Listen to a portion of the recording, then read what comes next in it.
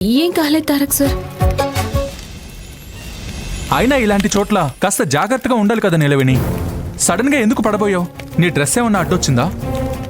ఏమో తారక్ సార్, కాలు జారినట్టు అనిపించింది.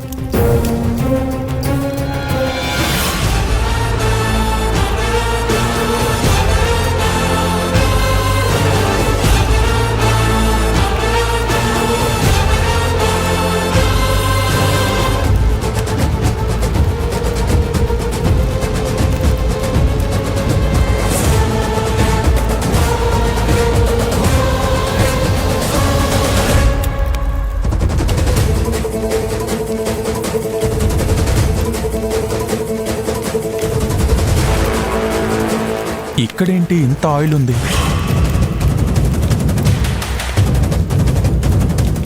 ఏంటి ఆయిలా?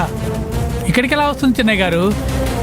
కుక్టేష్, నువ్వే చూడు, ఇక్కడంతా ఆయిల్గా ఉంది.